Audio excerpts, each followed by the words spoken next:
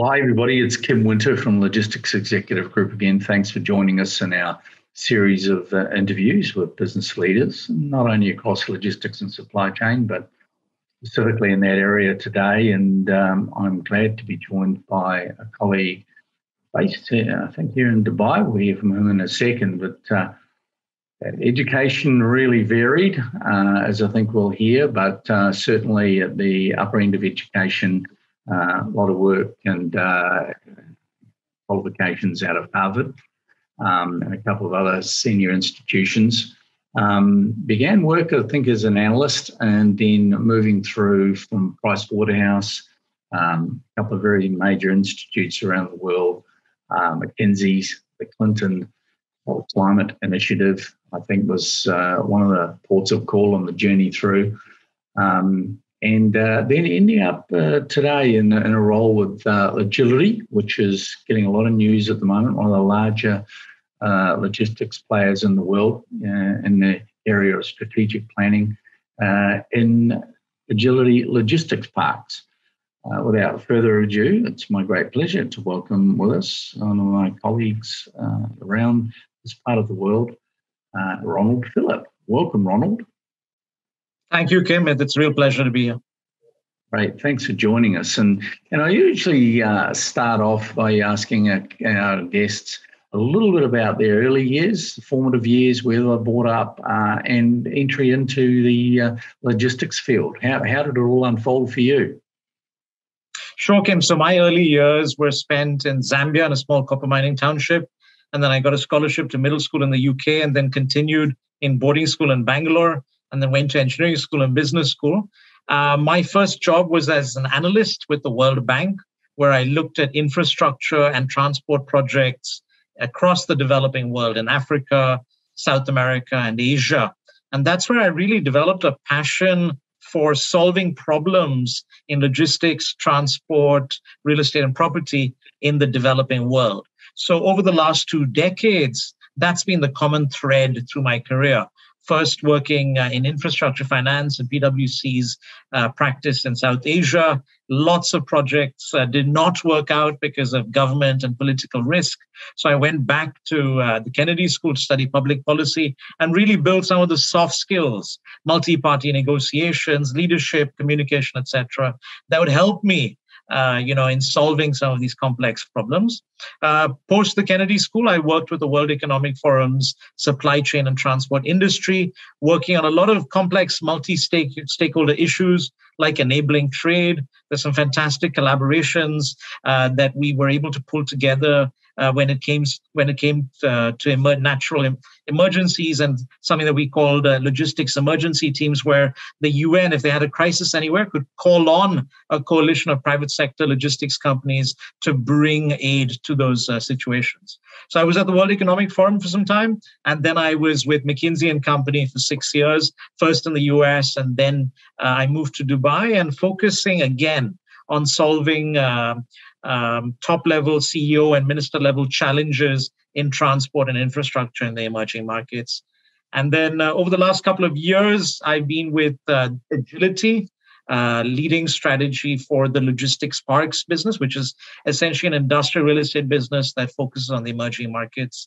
So I work with our management team on building and rolling out our strategy across a diverse set of very interesting but sometimes challenging markets.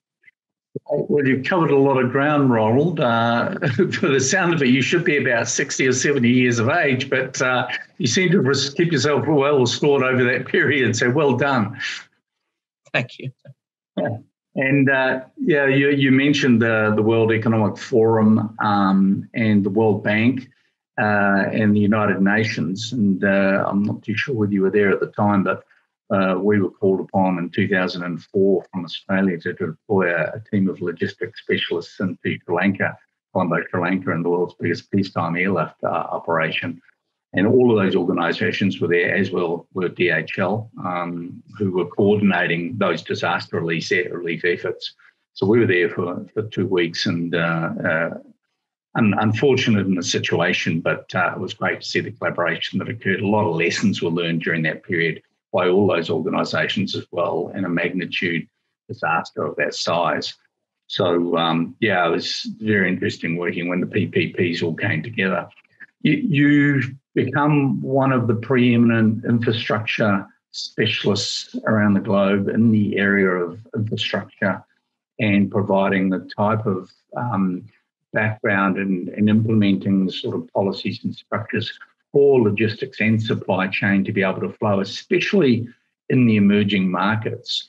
So let's talk a little bit more about what that really means, because when people, even in the industry, hear about logistics and hear about supply chain, they think about moving parts. But of course, quite often people forget about the fact or don't understand the realities of infrastructure, the investment that's required, the strategies that are required to provide things like free zones and logistics parks. So talk to us a little bit about the development of logistics parks, and especially in the context of emerging markets.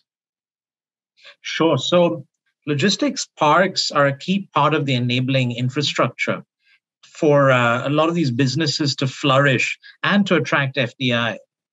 In the absence of our product, logistics parks, typically a business would have to go and acquire land and go through that very difficult process and then build a facility and then operate out of that facility. And obviously spend a lot of capital and energy and time in even acquiring land and building that facility. So with our logistics parks, we allow businesses to start operating from the word go by leasing high quality warehouse space from us and instead spending that capital on their core business. So that's the core value proposition. It's enabling infrastructure in the emerging markets. Okay. Yeah, it's interesting. In the early days when we came up here 20 years ago up into the Dubai area, one of the only areas you could really set up business was in a free zone. And to this day, most of our business activities and offices are based in the free zones in this part of the world. And of course, even in places like in Australia, where we call probably mature economic markets, free zones and logistics parks in particular have been especially popular with organisations setting up, because they can go to an enabler, an investor that is already set up. In the case of Australia, the Goodman logistic parks are very well known, and that company has since been rated being well over $1 billion worth of organisation. Has recently been bought out, as I recall. So setting up all the infrastructure, having a plug and play, having the warehouse constructed or the roads and whatever else constructed so that a player can move in and not worry about that and take 5, 10, 25, 50, 100-year leases. So how does that, you talked about the attraction of foreign direct investment, often challenging to get into emerging markets such as Africa and other parts of the world. How does an organisation go around attracting investment in those sorts of plays? So, sorry, can you reframe the question, Kevin? I'm just going to pause. Just interested to know about how logistics parks really, whether if they're not doing the investment necessarily themselves, how do they attract investment into logistics parks? Because usually it's hundreds of millions, if not billions of dollars are required to put the infrastructure together, to even put the warehouses in. So how do companies go around getting that sort of investment? Is it internal or is it external? Sure. So I think once we've gone into a country and set up a logistics park, the demand attraction is a function of several things. First of all, a company needs to fundamentally want to be in that country. And then there's a strategic choice, whether they build or whether they lease. Now, on the enabling side, there are a whole bunch of government agencies, foreign direct investment attraction agencies that try and make it easier for that company to invest in the country. But then it's a big choice of whether they want to build it themselves or lease from us. I think most companies, when given the choice, would rather lease than go through the journey of building it themselves. So I think what we try and do is, because we have a network already, existing network of logistics parks across the Middle East, Africa, and India, we have a very strong roster of existing customers that we know very well. So a lot of our customers, existing customers in the Middle East, have asked us, can you please help us with a facility in Nigeria or in Ghana or in Egypt. So we have an existing number of customers that already are excited by when we open up in a new market. But we also have to get the word out there that this value proposition exists. Because in a lot of markets, we are the first ever provider of grade A international standard warehousing. So it's completely new to the market. And there's an exercise that we have to go through of communicating that this value proposition now exists in the market, which means that we obviously sometimes have to communicate at the corporate headquarter level because the folks at the national level might never have seen this product or this warehouse quality and might be a bit unfamiliar with how to best utilize that value proposition. Okay. Yeah, well, thanks for that. And I suppose that leads into another question I was asked the other day in this area by one of our clients, and that was just in relation to emerging markets. In regards to, I mean, we hear a lot about there being much more inexpensive labour in many emerging markets and many sort of environments or ecosystems. Where does the issue of the preeminence now of artificial intelligence, or particularly digitisation and technology, come into play? How does that balance out? I mean, a lot of mature economies where labour costs are so high, talent is difficult to get, and we're hearing that talent, as a result of COVID and the demand on logistics and supply chain at the moment, there is a shortage of talent. I hear from my clients everywhere, every day around the world. Great for our recruitment business, but of course really challenging for a lot of our clients. Where do you see the play in terms of technology versus less expensive labour in emerging markets? What's the trend there? So I think it's heavily nuanced, and it's a function of which country we're talking about, because we operate across markets from India to the Middle East and Africa. And sometimes it's a function of what market we're talking about, which industry, which sector that's a tenant in our business, and which particular company. What we've seen already in our warehouses is that some of our tenants, for example, in the retail space in the Middle East, are already introducing tremendous automation in their facilities. And it's not necessarily the question of labor cost. It's really productivity and being able to operate much quicker and therefore respond to customer needs much quicker. If you think about e-commerce and how dramatically that's grown in the last year due to the pandemic, the speed to the customer has just increased so much. So therefore, it's speed to the customer is more the objective function than just cost of delivery and labor costs. So it's interesting because we're seeing this already in some of our emerging markets in the Middle East, in Egypt, and I'm pretty sure it'll come soon to some of the larger economies in Africa too. Okay. Yeah, no, look, interesting. And I suppose the other question I've got is, to what degree do governments play a role working with private sector on the basis of a PPP for setting up of an emerging market infrastructure? The governments, you tend to go to governments and discuss about the value proposition and looking to get government support or investment or sort of discounts on what you're doing, or is it purely capital at play? Is it purely private sector investment? I think the government is important for enabling infrastructure in terms of policy support and the infrastructure that gets to our site in terms of the roads, in terms of power, etc. But we don't typically ask for discounts or any other favors on any other factors like land, etc., etc. Okay. If they can just make it easy for us and easy for our tenants to do business and provide quality road infrastructure, quality power, that's already a great start. Sure. And is there a sort of a cutoff point to which you need to have baseline customers to go and make a development somewhere? If you're going to plot of land, it may be adjacent to a port, or obviously, say with e-commerce and more these days, warehouses and distribution centres need to be reasonably close to centres of population. So clearly, land is expensive, access is expensive. Do you tend to look at a certain percentage of coverage of medium to long-term investors to come in, or clients to take up tenancy? Or is it just there's a strategy, this is what we're going to do, and we'll build it and they'll come? Or is a bit more of a nuance to it than that?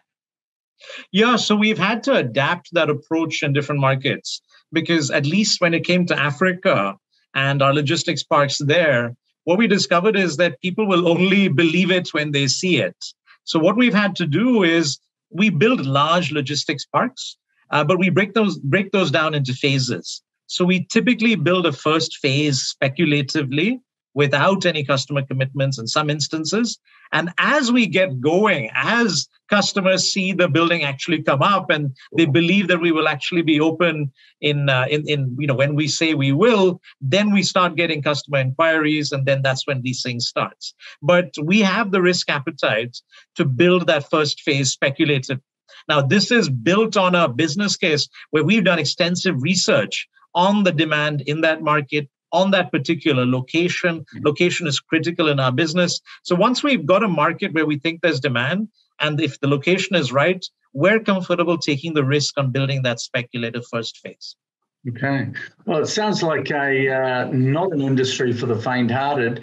And certainly, as you're saying, data research playing a huge part in what you're doing, and that certainly resonates with what we're hearing on the corporate advisory side of our business, where as a result, whether it's been as a result of COVID or just the general growth of the market over the last 12 months, so many more customers are looking to plan out what they're doing on a 10 to 20 to 25 year horizon, as opposed to perhaps shorter term. The other strategy and the other major influence and trend that we're seeing is companies going to asset light environments, so that they are not necessarily having to be laboured with the costs of infrastructure, building themselves, making all those heavy capital investments up front.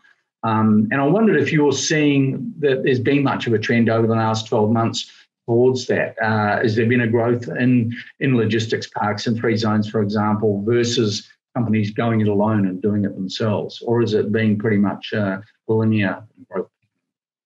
So there's a lot of nuance. I think in a lot of the African markets, there's been a strong preference to having owner-occupied facilities.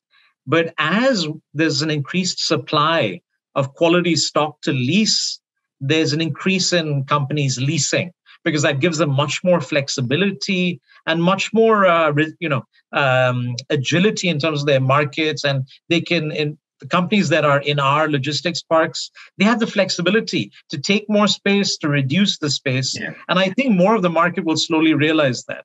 Instead of building one facility of a certain size and being locked into that for 25 years, leasing just gives much, much more flexibility. And I think as more quality stock becomes available in the markets, there'll be an increased trend towards leasing. At least that's what we're betting on. Yeah, and of course you and I see that in the residential. It's mirrored to the residential market in a lot of the places around the Middle East that we operate, because you do that phased approach, and there's a release in a gated community somewhere, and then all of a sudden there's another release 6 months to a year later. There's another 1,000 apartments going, and so what I'm hearing you saying is that in the commercial market, especially in the warehousing and distribution centre type market, that's a similar trend, yeah. Yeah, totally. So look, Ronald, I really appreciate you giving us some time today. That the area that you operate in is an absolute key formative foundation platform for organisations to operate, especially in the emerging markets that you talk about.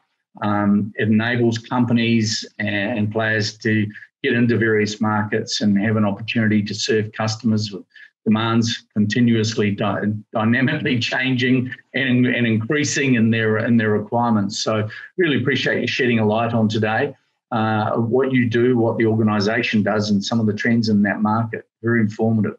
I always like to ask our guests a couple of quick questions before we wrap up. And one of them is, I mean, you certainly one of the more entrepreneurial people that I've dealt with in the industry for a while, and you've covered a lot of ground and seen a lot of different modelling and a lot of different elements of the supply chain. When you are dealing with people and bringing them into your organisation as an employer or somebody who's partnering with others, what are some of the characters that you like to look at in regards to evaluating whether to bring somebody in or to do business with somebody? What are the things you really look for? So I think to do well, or to succeed in the emerging markets, you have to, one, have the flexibility and resilience, because things keep changing every day. We live by Murphy's Law every day. It helps to be mission driven, or at least have some sort of passion for the emerging markets, because it could be much easier working in a developed market. So for someone to choose to work in emerging markets, it helps if you're mission driven or there's some passion for emerging markets. A high level of ethical integrity is critical in this space, in the emerging markets. And someone who's entrepreneurial, who's flexible, who has the problem solving mindset, because it's constantly challenging. So we have to constantly be on our toes, be resilient, and solve problems. Awesome. It's great advice. And I guess the final question I'd like to ask you is for people entering, whether they be younger folks or whether they be in the middle of their careers and want to come and join us in this world of logistics and supply chain. And God only knows that the talent shortage means that there needs to be a lot more people coming into our part of the world and the infrastructures that we operate. Tell us one or two tips that you would have for somebody who are starting their career, as I say, or wanting to enter into the area of logistics. What would be the tip or two that you would have for them to join the industry? How would they go about it? So at least in this space, emerging markets real estate, where there's so little data, it really helps to get on the ground, understand the customers, go look around the city, try and understand and learn yourself on the ground, because there really is so little data for you to understand, remotely. The second is just engage heavily with customers and operators very early on, so that you develop a very close sense of what's working and what's not. And then I think also just have a mindset where there's just so much room for improvement. So the past is, you're not wedded to the past. You have a big chance to shape the future in these markets. So I think there's that optimism and energy that one needs to have for what one can change in the future. Well, sage advice from somebody who's been on a very interesting journey. Appreciate you sharing your thoughts and your journey with us today. I'm sure it's got a long way to go as yet. So keep up the good work and congratulations for all of the work you've done previously in your career in emerging markets. I know that you've contributed significantly, as you say, through organisations and disaster relief and areas of supporting governments and organisations to find breakthroughs and ways of making life better and quality of life better for people around the world that you've been working with. So thanks again for that, and to all of our listeners and viewers. Thank you, especially for those in the supply chain helping us keep safe during these interesting times. For those of you in the front line, first responders and others in the medical professions linked through with the supply chain or in the broader economy, thank you for all the work that you do. We really do appreciate it. Thank you, everybody, for your time. Ronald, thank you again. Good to see you again.